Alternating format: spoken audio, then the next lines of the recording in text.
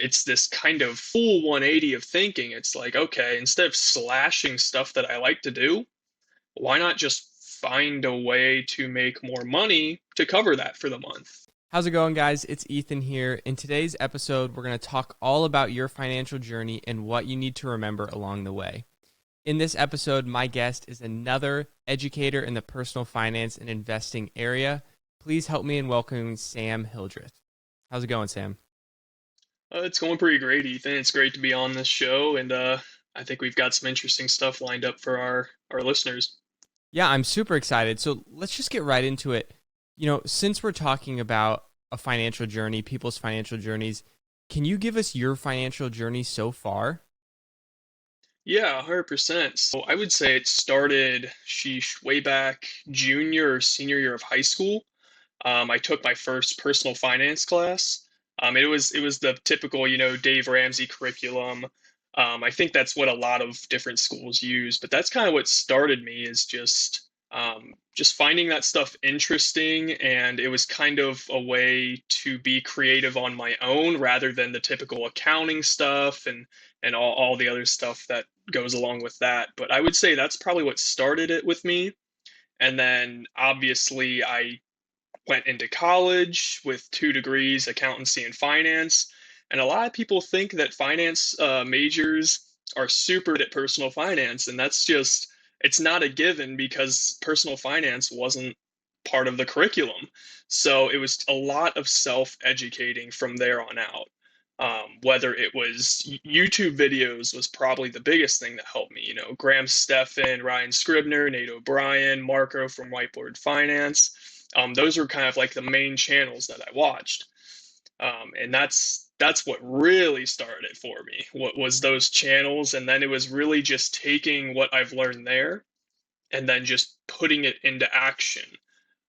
Whether it was set a simple budget and starting very simply from like a zero-based budget, and just Mm-hmm. knowing where every dollar is going, and then it got a little bit more not complex, but the next step up, and I started researching investing and why do we invest, where should I invest, how do I invest, and then it was just so much of that over the course of 5 or 6 years that one day I realized that my knowledge had accumulated a lot, and now it's me kind of turning it around and giving my takes on a lot of the financial topics and kind of Mm-hmm. what's worked for me, what hasn't worked for me, where I failed, where I've succeeded, and that's kind of what my whole brand is about, is just teaching the basics and giving kind of their perspective and another spin there.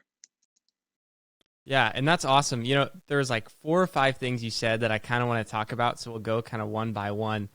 The first thing that I think is super interesting that you talked about, and I know this as well, is like I'm a finance major in college, and I was surprised going in how little of it is like in regard to personal finance. Now, I have a personal financial planning major, so I have more than probably you did, but a lot of the finance majors just like business finance, like corporate finance. It's not what people think, and there's so many people that are out there that think I need a finance major, or if I don't have a finance major, I'm not an accountant. Like, I'm not going to be good with managing my money. But then you realize that most of it isn't about knowing the numbers, and it's about having the discipline to, go through that plan. And what have you realized with being able to educate yourself through social media, through YouTube, and areas like that, compared to thinking in the beginning that you were going to get it from college? Yeah, I mean, like you said, it's kind of a shocker when you get into college and it's like they don't teach you how to manage your own money. They're teaching you on the Mm-hmm. business end. So they're teaching corporate finance, which is like net present values, cash flows, rate of returns, and how to calculate all that. Um, but I really wasn't getting that personal aspect of it from my classes. And I really wish I would have, but if something doesn't work out, you just have to go your own route. And that's kind of what I Mm-hmm. did. And it was pretty shocking at first, like why is there no personal finance class here? Like, I mean, yeah, we can get a job, but don't know how to manage our money. It's not even gonna matter. Like that money's just gonna be going somewhere where I don't even know. And I think that's a big misconception is people think that you need to be this, professional in finance, you need a CFP, you need to be, or an accounting major or some type of finance major to be good with your own money. And that's just not true. I follow plenty of people on, different social media platforms who are art majors or some other type of major. They're an actor, and they're teaching personal finance. It's like you Mm-hmm. don't need this formal education background, and it's one of these things in society where you don't need this formal education background to kind of repurpose the knowledge yourself and put it out there for people. Yeah, and especially if it's just the basics, I always consider it in a way, it's like thinking you couldn't teach someone how to be healthy or teach yourself and learn how to be healthy unless you had a major in physical therapy or you had a major in human health and performance. Like, we think that finance is just different. Like, because it's numbers and because it's this, like, you need this really formal education that's going to be long lasting. But when you're just trying to learn the basics of personal finance, like, it's so surprising what just consistent study over a short period of time can do for you. Um, and along that, I want to go back to the beginning. You talked about Dave Ramsey was kind of your first, opening up to personal finance. It was the same for me. How do you think you've grown from what he has to offer, and what have you learned and kind of the personal aspects that you've applied to your own life? Yeah, I mean, I think in the area of my life that I was in, especially when I was like 17 years old, I think Dave Ramsey did a good job just introducing me to the topic and, learning how to budget, what kind of debt there is, how to pay off debt. I think that's his biggest strong point. And there were some areas that I lacked. And that's kind of where I took my own route. And especially when you're 17 years old, you're very susceptible to whatever anyone has to say. You almost take it to heart, especially Mm-hmm. someone that big in the niche. So I think his biggest thing was the whole credit cards, never get a credit card. And I took that to heart, I mean, coming into college, I'm just like, I'm never going to get a credit card, or I'm going to put 60% down on a house. I'm going to do all the, it's like you find out, within a year or two or three or however long it takes you, you kind of graduate from that knowledge and you start thinking a different way. It's okay. A credit card would help me get a house so I can pay less down, so I can use that money for something else, whether it's to invest or save, cash on hand. Um, there's just so many routes that you can go. And I think that's kind of where I graduated from his knowledge and I started absorbing knowledge from other people, and really kind of non-traditional routes. I know that's what my parents kind of, started with was Dave Ramsey. And, it's harder for them because that's what, they're nearing retirement and stuff. It's like, okay, they're still kind of going along that road. But for me, it's kind of this new way of thinking, um, whether it comes to credit cards, to buying vehicles, to, buying a house, to budgeting. I mean, there's to investing. I mean, there's so many different topics that it has just changed for me over the past 5 to 6 years. I mean, you definitely adapt your knowledge to the times you're living in, especially along with your age, where you're starting to like actually execute these financial topics in your life. You want to make sure you're getting the best information possible, and you want to make sure you're getting several different sides of the same story just to kind of see what everyone has to say.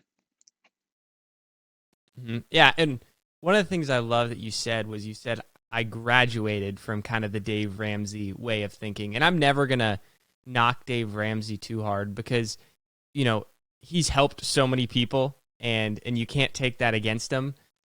I just think that there's a lot of things that he says that are very specific to the audience that he is going towards. For example, with credit cards, I think that credit cards can be great for people to raise their credit score, be able to get homes, things like that. But if Dave Ramsey's talking to a person who's in crippling debt, I think it's right. I think they should cut their credit cards. Like, it's one of those things where his information is correct to the audience that he is going towards.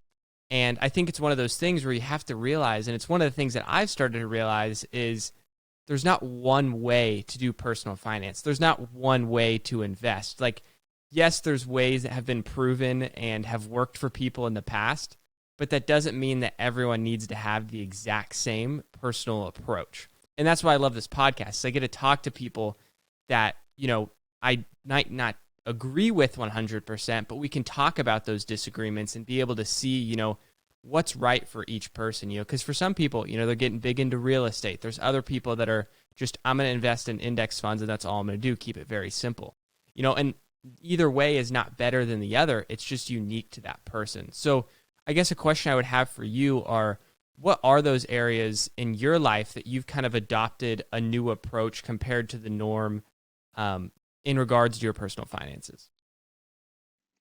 Obviously, going back to the whole credit cards, not 3 years ago or 4 years ago, I was swearing them off for the end of time, basically. I was never going to get one. And now I have three, hopefully four, in the beginning of next year. And it's really just kind of seeing the benefits of it.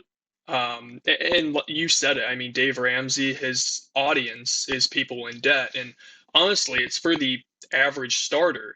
I mean, if you think about the average American, they probably have some debt.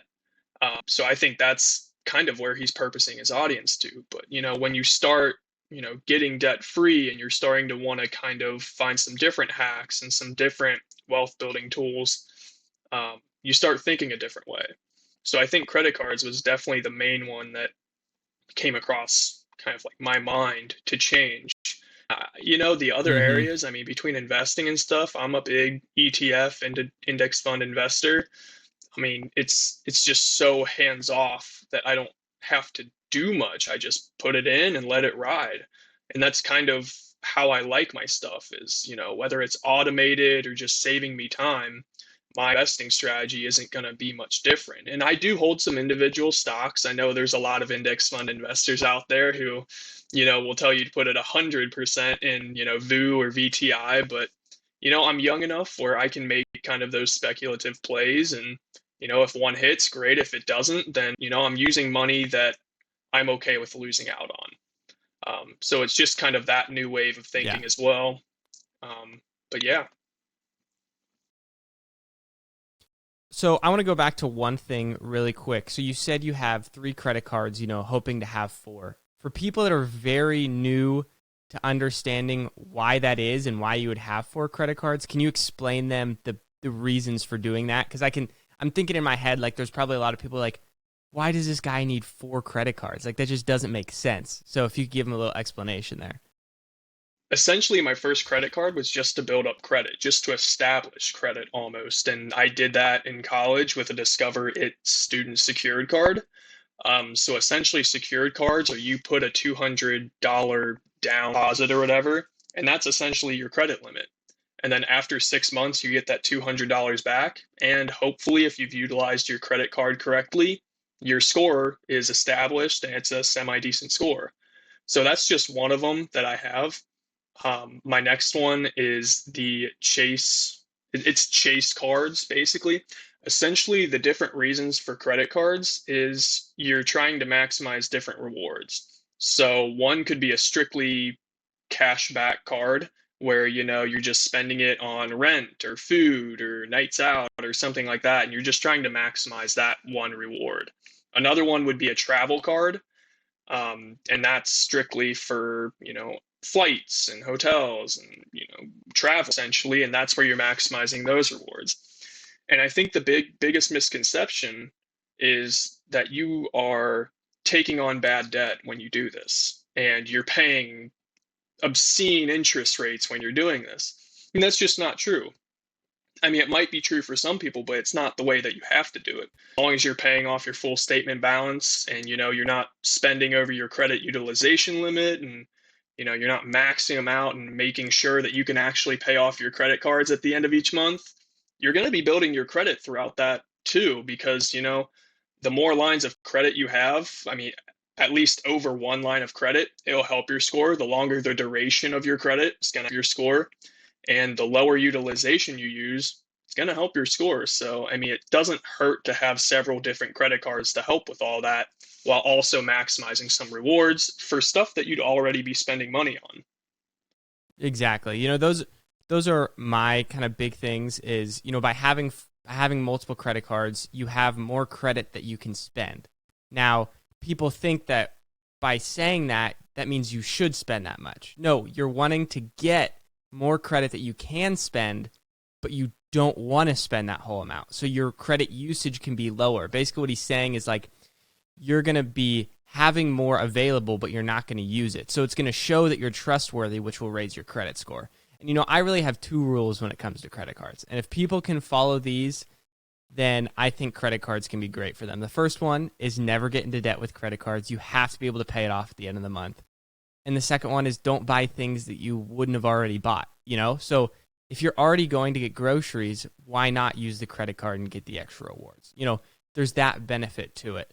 So moving forward kind of from that, something that you've been talking a lot about is you've changed your way of thinking when it comes to money. You started with Dave Ramsey and you've changed your thinking. And one of the things we talked about in our episode prep was having an abundance mindset. How has, kind of changing to that mindset of having frugality in the beginning to, I have a mindset of abundance that I can build something. How has that improved your financial life? Yeah, I mean, in the beginning, you said it. It's kind of this scarcity mindset. And that's kind of another thing that I graduated from Dave Ramsey on, is just, instead of cutting all the expenses and slashing, my entertainment budget, it's this kind of full 180 of thinking. It's like, okay, instead of slashing stuff that I like to do, why not just find a way to make more money to cover that for the month? So, I mean, there's different ways you can do that. I think the biggest thing that started me off was just kind of some side gigs. Whether you mow a lawn, you flip a couple items here, you dog sit, you pet sit, you babysit, you DoorDash. I know plenty of people who DoorDash, and it's just it's not, I wouldn't say it's easy, but it's low barriers to entry. I mean, you get to use your own car, you get to make your own hours. There are several ways to make some extra cash where you don't have to decrease your lifestyle because I like to do the things I do. I like to go to wineries. I like to go on dates. I like to spend some money here or there. And I don't want to slash that out of my budget because I don't think I can make enough money for that. It's more just getting creative and trying to find ways to cover those expenses with new money. So I'm not using the money I have, it's money that I will be making from different creative ideas.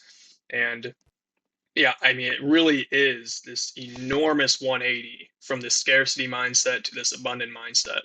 And I think that was kind of the biggest obstacle for me was I was just thinking I was going to budget and slash costs, just all throughout my young adult life, and that would make me a bunch of money, and I'd save a bunch of. It's like it only gets you so far. You can only cut costs so much before you find yourself living in a cardboard box. I mean, it Mm-hmm. really is that way.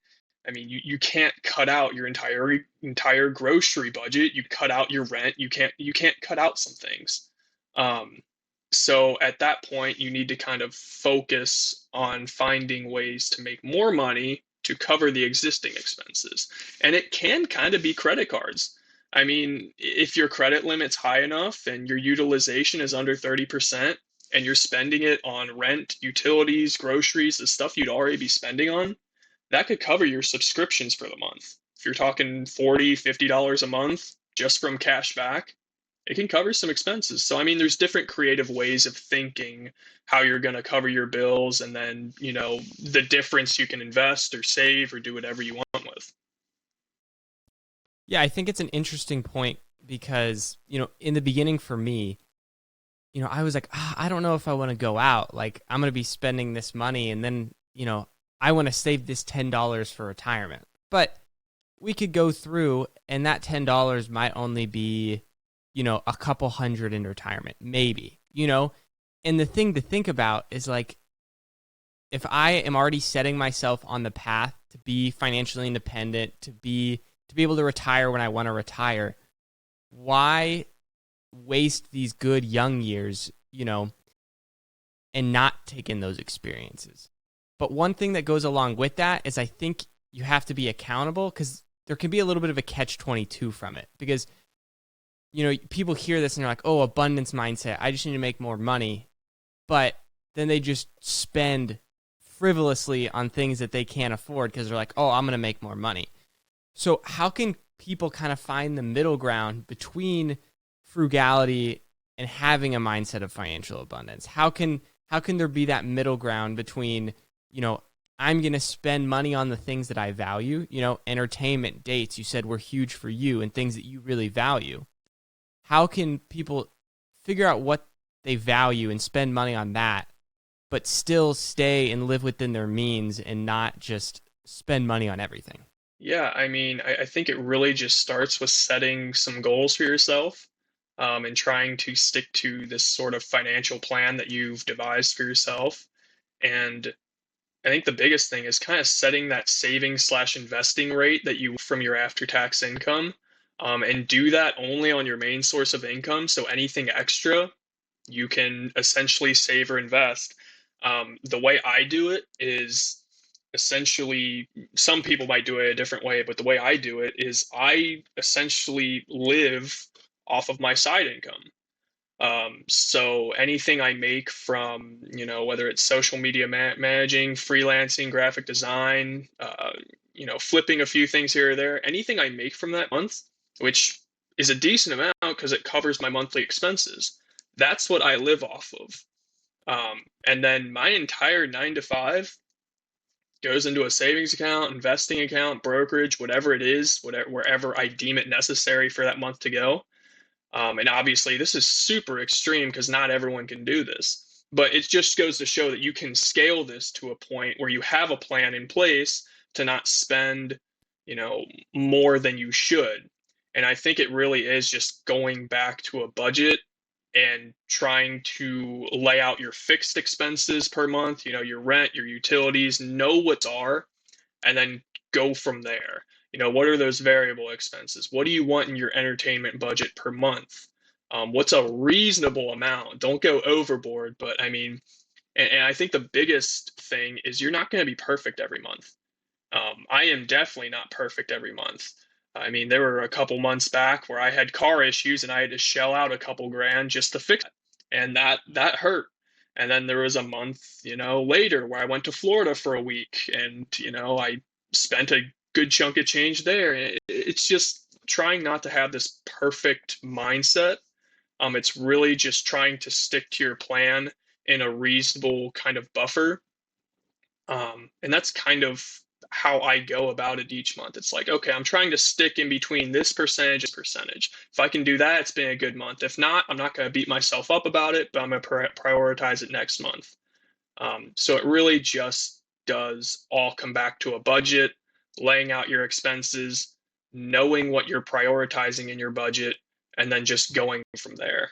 Yeah, I think right when you started talking, I think you hit it on the head when you said the first thing you need to do is look at your goals and have that kind of long-term financial plan. Because I think, it's easy to want to spend all that money now, but if you can have that future vision and know, like, this is why I want to save that money, then it's easier to be like, you know what, I actually do want to invest this amount of money because I want to have this when I retire, or I want to be able to vacation more when I'm 40, or whatever it is. Or even if it's in 3 years you want to start taking more vacations, like, having that goal and that vision of the future helps you be able to make better decisions in the present. So, I'm just thinking in my head right now, people listening to this episode probably bought in.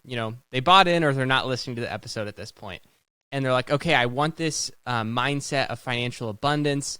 I want to start working towards my finances. And we've been talking all about mindset and your journey so far. But what are the actionable things that people need to do? What's that first step that you think that people, like, they're motivated, they're excited to get started after this episode, but they don't know where to start? What's that first step for them? That first step for me, at least, and probably would help a lot of other people, is just knowing where your money is going 1 or 2 months. Take 1 or 2 months, don't change your spending at all. Just take 1 month, um, track your spending. How much are you spending in this category? How much are you spending on rent? And then at the end of the month, just go through it and be like, wow, I am spending way too much on, nights out, or maybe I say no one of those nights, and I just stay home, and that saves me an extra $100 a month. Um, but it really just does start with tracking your spending. That is huge. I found an extra like 200 to $250 a month in mine when I started like getting into it and purposeful. I think that's number one is just know where your money is going. No matter how much you have, know where your money is going. And then from there, you can kind of dive into each category, and that's where you can draw up a budget. That's where you can go, okay, these are my fixed expenses. That's not going to change. So those are there. The variable ones, I think that's where you need to be more realistic with yourself. You need to have a conversation with yourself like, okay, you can't slash your entertainment budget to zero if it's been 250 a month for the past, year, because you're just setting yourself up to fail there. Be a little more realistic with yourself, and it takes a little longer to get to that ideal number, whether it's $100 a month, $150 a month, then take a little bit longer. But don't think you have to get it perfect the first time. Obviously, I don't think anyone was perfect the first time when they Hmm. budgeted, and you really won't be perfect, every single month. Like I've said, you'll go over budget, you'll be under budget. I mean, there are different months that require different things. So I think it really is just getting away from the perfectionist mindset and just getting down to business and just tracking your spending, forming a budget, and then going from there. And then once you've got that money under control, you can start looking for different ways to make money, whether it's asking for a promotion at work, whether it's, door dashing, whether it's switching jobs and switching careers and getting that increased raise there. Um, there are different ways to do it, and obviously, I'm not one to say which way is better, but that's probably when I would start that section of it. Is after you've controlled the money that you already have coming in, then you can start looking at the money that you want to be coming in. But that's just kind of my process and how I did it, especially right out of college. I was kind of new. I was starting to get a grown-up paycheck. So I was not perfect my first couple months. But now I kind of have a system in place where, my bills are automated and my credit cards are automated, and it just makes my life so much easier knowing that those fixed expenses are going there. And I have my investing goals that I want per month as well. So it's just kind of sticking to that plan, and consistency beats anything. I've only been at it for about 6 to 7 months. I'm talking years of consistency is where you'll start seeing results. But it really just does start with the first day of knowing where your money is going and planning for the money that you have.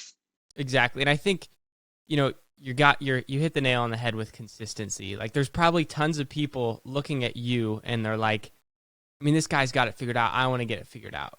But it's not just 1 month of you getting it figured out. And you probably still don't have it all figured out. Like by next year, you'll have tons of things that you'll be like, that was stupid. Why did I do that? Like it's realizing that you will never hit perfection. And by trying to strive for perfection right away, you're setting yourself up to maybe do it for a few weeks and then fall off the wagon. Like you've really just got to focus on taking those little steps each day, starting with where you can start. And I think a big thing is celebrating that. Like if you've been spending over budget for the past, like for years, and you finally, start making payments to your credit card and getting that debt lower, or you hit your budget 1 month. Like, even if you haven't started investing yet, even if you're not on track yet for retirement, you've got to celebrate those wins, because if you can't get happy about those wins, when those times do get tough, it's going to become so much harder. So I think you're right. Just taking it step by step, being okay, having that vision on the bigger picture to keep you on that path of taking those little steps and becoming better. So before I ask my last question, the listeners of the episode, if they want to find you, where can they find you? Yeah, so Finances with Sam on basically all socials, whether it's TikTok, Twitter, YouTube, Instagram. That's my username. That's where I'm at. I respond to hopefully all of my DMs. I know some slip by occasionally, but I definitely do try and respond to all of them. And I'm trying to get a little bit bigger presence on YouTube, or trying. But yeah, I mean, just anywhere on there. And then again, if you want to shoot me an email, shoot me an email. It's just really so many ways to get in touch with me, but it's all finances with Sam on all socials. Gotcha. So my final question, I ask this to all my guests. Why is wealth building, particularly wealth building at a young age, important to you? I think there's just such an appeal to work optionality, especially for me. And I've got my girlfriend hooked on it as well. There's just such an appeal to not have to email your boss one day and be like, "Can I take this day off?" I mean, there's just such an appeal for that. Just to not have to ask permission to take a day off, to take a sick day, to go travel some. And I think it really is just having the option to work on what you want, not on what you're being told to work on.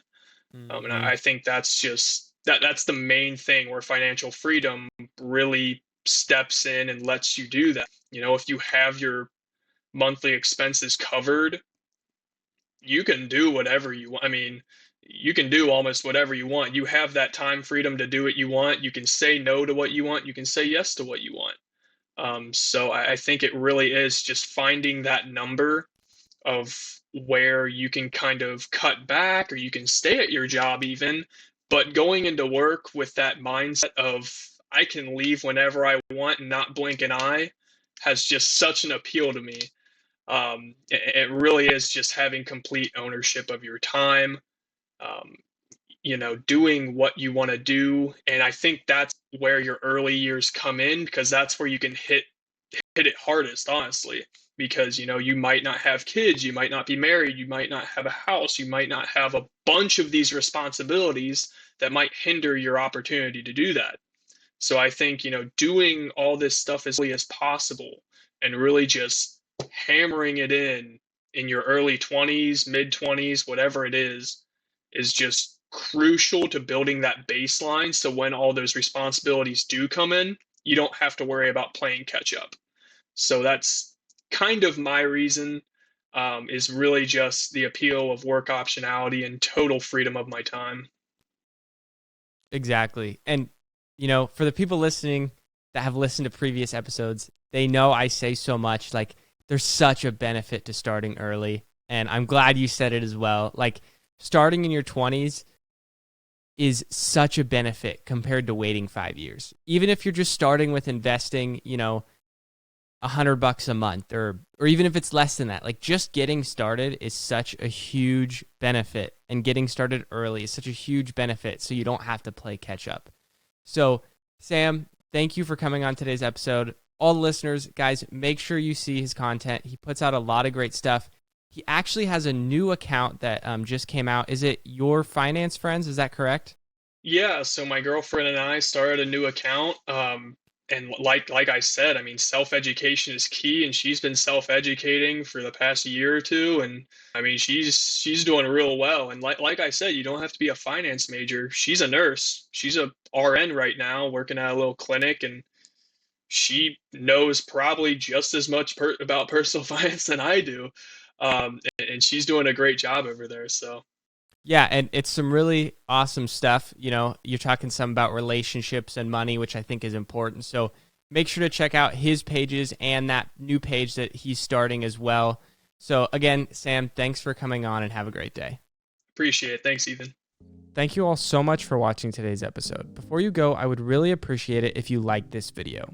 Also, subscribe to the channel and turn on post notifications so you get updated every week when I post a new episode. Thank you so much for watching, and have a great day.